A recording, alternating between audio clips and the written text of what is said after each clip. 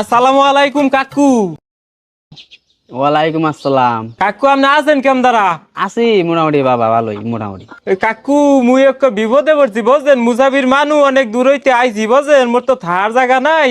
তো আজকে রাতটা আমনে গোবারি যদি কাটে দিতেন হেলে পরে মোর খুব উপকার হইতে বুঝছেন। না না না না না, আমাকে বাড়িতে থাকান যাব না, আমাকে বাড়িতে যুবতী মাই আছে, অন্যখানে খোঁজো, যাও যাও যাও, কি অন্যখানে যাও।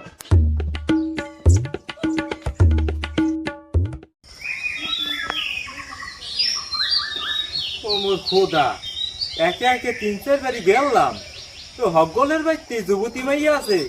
না না, এখন আর থার কথা আগে জিগান যাইবে না, আগে জিগা মু যুবতী মাইয়া আছে কিনা। হয় হ্যাঁ করা লাগবে।